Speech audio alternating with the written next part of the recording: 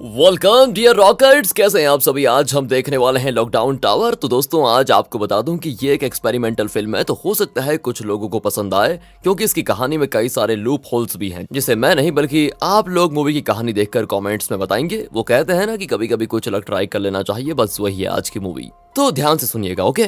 तो मूवी की शुरुआत में हम एक बड़ी सी अपार्टमेंट बिल्डिंग को देखते हैं जिसके अंदर करीब 150 लोग रहते हैं। यहाँ सब कुछ बढ़िया चल रहा होता है, सारी चीजें मस्त। पर एक सुबह ना सब कुछ हमेशा के लिए बदल जाता है। मूवी के पहले सीन में हम एंजेला नाम की लड़की की माँ को देखते हैं जो कि सुबह सुबह बिल्डिंग से बाहर तो जाती है पर वो अब शायद वापस नहीं लौटेंगी। अब ऐसा क्या हुआ ये हमको जल्दी जानने को मिलेगा, रुकिए। फिलहाल एंजेला की बात करें तो वो अपने छोटे भाई और माँ के साथ रहती है। एंजेला का भाई उसे अचानक से आवाज देता है मानो कि वो काफी डरा हुआ हो। जब एंजेला उसकी आवाज को सुनकर आती है तो उसका भाई उसे खिड़की की तरफ दिखाते हुए कहता है, ये दिन का टाइम है ना, बाहर कुछ दिखाई क्यों नहीं दे रहा। और माँ को भी बाहर गए काफी देर हो चुकी है। एंजेला भी देखती है कि सच में बाहर तो बस घना अंधेरा नजर आ रहा है। अब ये हुआ क्या अचानक से और बाहर कुछ दिखाई क्यों नहीं दे रहा। ये जानने के लिए एंजेला अपने रूम के बाहर जाती है क्योंकि ना तो मोबाइल में सिग्नल है ना ही टीवी में। इसके बाद हम दो लेस्बियन कपल को देखते हैं जिनका नाम मारिया और सेंड्रा है। सेंड्रा यहाँ पर तो नहीं रहती पर वो मारिया से मिलने के लिए यहाँ पर आई थी। सेंड्रा जब उससे मिलकर जा रही होती है तब उसे एंजेला मिलती है जो कि सेंड्रा को फोन देखने के लिए कहती है, उसमें भी नेटवर्क नहीं होता। फिर ये दोनों नीचे जाती हैं जहाँ पर मैथ्यू नाम का आदमी मौजूद होता है जो कि इन्हें बाहर जाने से रोकता है क्योंकि बाहर का दरवाजा ही गायब हो चुका है। दोस्तों दरवाजा कैसे गायब हो सकता है, क्योंकि उसकी जगह एक अजीब काले साए या फिर कहें कि डार्क मैटर ने ले ली है। अब इस बिल्डिंग से कोई भी बाहर नहीं जा सकता है। एंजेला तुरंत अपने रूम में आती है। फिर वो अपने भाई को लेकर अपने एक्स बॉयफ्रेंड अहमद के पास जाती है। उसे भी एंजेला खिड़की के बाहर देखने के लिए कहती है। साथ ही वो एक खाली कैन उस ब्लैक मैटर में खिड़की के बाहर फेंक देती है जिसकी गिरने की भी कोई आवाज नहीं आती। एंड यहाँ पर ना अहमद की कुछ समझ में नहीं आता। वो सीधा एक टीवी या मॉनिटर जो भी उसको कहें उसे खिड़की से बाहर फेंक देता है, उसकी भी गिरने की आवाज नहीं आती। अब एंजेला और उसका भाई अकेले पड़ चुके थे तो दोनों अहमद के घर पर ही रुक जाते हैं जहाँ पर उसकी प्रेजेंट गर्लफ्रेंड सोनिया भी मौजूद होती है। यहाँ से अहमद अपने दोस्त साकिब के घर पर जाता है। उसे भी अहमद इस ब्लैक चीज के बारे में बताता है जिसने पूरी बिल्डिंग को कवर कर लिया है और ये लोग अब बाहरी दुनिया से पूरी तरह से कट आउट हो चुके हैं। हालांकि बिजली और पानी अभी भी आ रहा है।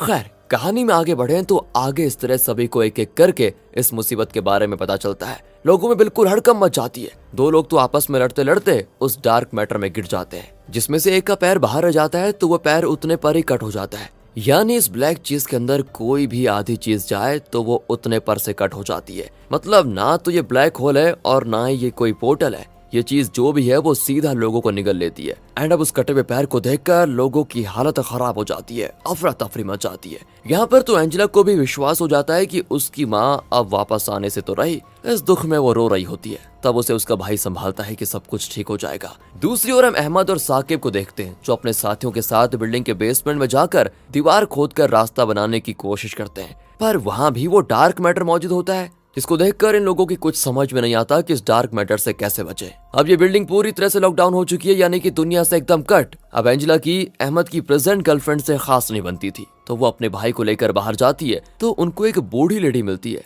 जो कि अपने पालतू बिल्ली को ढूंढ रही है। लेकिन उसे देखकर दोनों भाई बहन डर जाते हैं क्योंकि उस बूढ़ी लेडी का हाथ आधा कटा हुआ था। जाहिर है उसने ब्लैक मैटर में अपना हाथ डाला होगा जिस कारण वो उतने पर कट गया। इसी के साथ हम देखते हैं कि बिल्डिंग में ब्रूनो नाम का एक आदमी भी है जो कि सारे व्हाइट लोगों को एक करके अपनी गैंग बना रहा है ताकि वो लोग ज्यादा से ज्यादा खाना पानी इकट्ठा कर पाए, क्योंकि ब्रूनो के मुताबिक चीजें बद से बदतर होने वाली है। उसके मुताबिक यहाँ पर रह रहे ब्लैक से व्हाइट लोगों को खतरा है, इसलिए वो सारे व्हाइट लोगों को इकट्ठा करना शुरू कर चुका है। इसी बीच एंजेला और उसका भाई उस बूढ़ी औरत की बिल्ली को देखते हैं जिसे पकड़ने के लिए एंजेला का भाई उसके पीछे भागता है। एंड इस दौरान नीचे से एक आदमी नुकीला सरिया लेकर ऊपर आ रहा था जो कि भागते हुए आ रहे एंजेला के भाई के पेट में घुस जाती है जिससे उसकी वहीं पर मौत हो जाती है। एंड यहाँ पर अपने भाई के लिए एंजेला काफी ज्यादा रोती है। पहले उसकी माँ और अब उसका छोटा भाई नहीं रहा। यहाँ पर वो पूरी तरह से अकेली पड़ चुकी है, इसलिए वो वापस अहमद के रूम में चले जाती है। अब समय कुछ महीने का बीतता है और हम देखते हैं कि चीजें और ज्यादा बदतर हो गई है। खाने की कमी हो रही है, पानी की भी कमी, लोग एक दूसरे पर लूट कर रहे हैं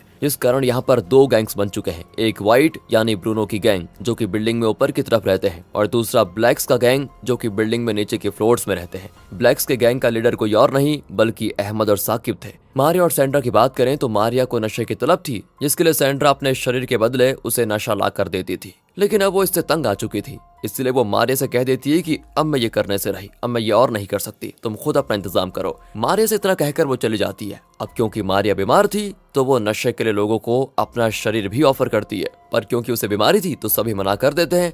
एंड आपको ये चीजें सुनकर अजीब लग रहा होगा, पर हाँ दोस्तों, ये सिचुएशन ही कुछ ऐसी हो गई थी। इसी बीच मैथ्यू ने भी अपने जीने की वजह को ढूंढ लिया था। वो धर्म और काले जादू का ढोंग करके लोगों को ठगता था। सिचुएशन इतनी बदतर हो जाती है कि कुछ ब्लैक बच्चे एक बुजुर्ग व्हाइट कपल्स के यहाँ घुसकर उनके डॉग को चुरा लाते हैं। इस अफरा तफरी में बुजुर्ग आदमी घायल हो जाता है और फिर उसकी मौत भी हो जाती है। अब जाहिर है इन बच्चों ने इस डॉग को खाने के लिए चुराया होगा, जाहिर सी बात है खाने की कमी हो गई है ना। लेकिन ये अटैक व्हाइट बुजुर्ग पर ब्लैक लोगों के द्वारा हुआ था, तो बस ब्रूनो के लोग अहमद से इस बारे में बात करने आते हैं। वो अहमद से कहते हैं कि हम उस बुजुर्ग की मौत को भूल जाएंगे, लेकिन वो डॉग वो हमें कुछ ही घंटों में वापस चाहिए, नहीं तो तुम्हारे लिए अच्छा नहीं होगा। अहमद यहाँ उसकी धमकी को सीरियसली नहीं लेता और उनको बाहर जाने के लिए बोल देता है। यहाँ पर हम देखते हैं कि एंजेला अब अहमद के साथ है। अपने भाई की मौत के बाद वो डिप्रेशन में चली गई। उसने खुद को मारने की कोशिश भी की, लेकिन वक्त के साथ उसकी दोस्ती सोनिया से हो गई और अब दोनों ही अहमद के साथ हैं। दूसरी ओर जॉर्ज को दिखाया जाता है, जो कि एक व्हाइट होने के बावजूद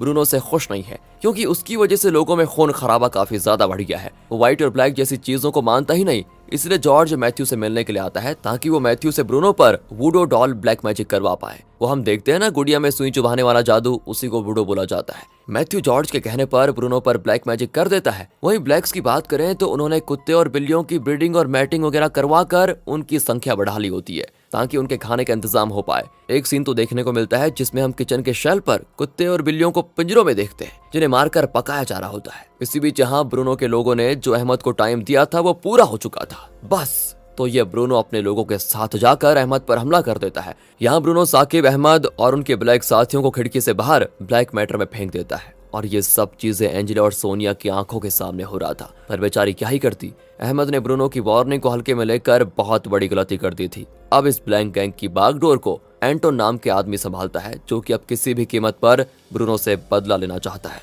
इस तरह 1 साल बीत जाता है। एंजेला बिल्कुल अकेली है। मारिया की बात करें तो उसे जॉर्ज ने अपने घर पनाह दे दी है। सैंड्रा भी ब्रूनो की मिस्ट्रेस बनकर रह रही है ताकि उसकी जरूरतें पूरी हो। अब सोनिया वो तो ब्रूनो के बेटे की मिस्ट्रेस बनने पर मजबूर है। खैर जॉर्ज की बात करें तो जॉर्ज अब पूरी तरह से मैथ्यू के कल्ट का हिस्सा बन चुका था, जिसे मैथ्यू ने खुद बनाया था। इनके इस कल्ट में कई ऐसे औरतें थी जिन्हें प्रेग्नेंट किया जाता था ताकि वो बच्चे को जन्म दे और उस बच्चे को ये लोग खा सके। इस कल्ट को इसी वजह से बेबी ईटर्स कहा जाता था। ये लोग ब्लैक मैजिक में ज्यादा भरोसा करते थे और मैथ्यू की हर बात मानते थे। मारिया भी यहाँ बस प्रेग्नेंट होने की मशीन की तरह थी। तो उधर 3-4 महीनों के बाद दिखाते हैं कि ब्रूनो पर मैथ्यू का वुडो मैजिक काम कर गया था, क्योंकि उसके दोनों पैरों ने अचानक से काम करना बंद कर दिया था। इसी के साथ ब्रूनो को पता चल जाता है कि उस पर ब्लैक मैजिक किसी और ने नहीं बल्कि जॉर्ज ने करवाया था। तो अब वो लोग जॉर्ज को पकड़ लेते हैं। इस बारे में जब ब्रूनो के बेटे को पता चलता है तो वो जॉर्ज को बहुत बुरी तरह से मार डालता है। इस तरफ एंजेला बेचारी किसी तरह अपना गुजारा कर रही होती है, क्योंकि अब उसका ख्याल रखने के लिए अहमद भी नहीं था। उधर जॉर्ज की मौत की खबर जैसे मैथ्यू के कल्ट को पता चलती है तो वो सभी लोग जॉर्ज का बदला ब्रूनो से लेने के लिए चले जाते हैं। इन लोगों ने बैटरीज के एसिड निकाल लिए थे, जिससे ये लोग अचानक से ब्रूनो के लोगों और उसके बेटे पर फेंक देते हैं। यहाँ काफी गोलाबारी होती है, जिसमें ब्रूनो की गैंग के आधे लोग और मैथ्यू के कल्ट के सभी लोग मारे जाते हैं। अब बिल्डिंग की इलेक्ट्रिसिटी भी जा चुकी थी। ये सारी गोलाबारी एंजेला भी सुनती है। वो फिर सब शांत होने के बाद जाकर देखती है तो उसे वहाँ पर लाशें दिखती है। यहाँ एंजेला को एक बच्चा भी दिखाई देता है जो रो रहा था, क्योंकि उसके माँ बाप मर चुके थे।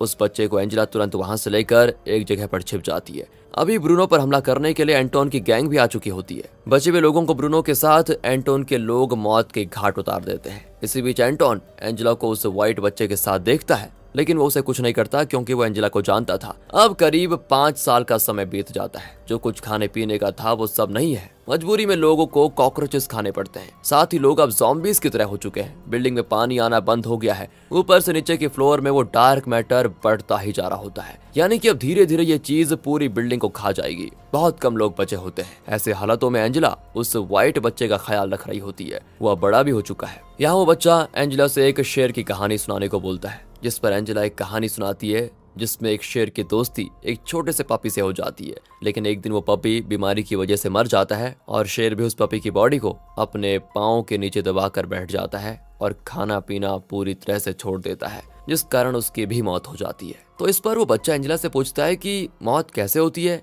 एंजेला कहती है कि मौत का मतलब नथिंगनेस, उसके बाद कुछ नहीं, कोई एहसास नहीं, कोई सुख नहीं, कोई दुख नहीं। एंजेला के इतने कहने पर ही पूरी स्क्रीन ब्लैक पड़ जाती है, जिससे हम समझ जाते हैं कि उस ब्लैक मैटर ने पूरी बिल्डिंग को अपने अंदर ले लिया है, जिसमें कोई नहीं बचा। चाहे वो कितना भी ताकतवर या अक्लमंद क्यों न हो, मौत किसी को नहीं छोड़ती। ये सत्य है दोस्तों, जिससे मुंह मोड़ना एक नादानी के अलावा कुछ नहीं होगा। अब देखिए, यहाँ पर ये ब्लैक मैटर कौन है, क्या हुआ, इसके बारे में कोई इन्फॉर्मेशन नहीं है। डायरेक्टर ने बस ये बना डाला और दुनिया के सामने पेश कर दी कि लगाओ अपना दिमाग और बताओ क्या हुआ मूवी में। And same goes to you, आप भी बता दीजिए क्या क्या इसमें हुआ, कौन है वो ब्लैक मैटर, अपनी भी थियरी बता दीजिए। मिलते हैं अगली वीडियो में। बाकी इसमें जो कमी या लूप होल्स हैं उनके बारे में भी बता दीजिए। थैंक्स फॉर वॉचिंग, ध्यान रखेगा अपना।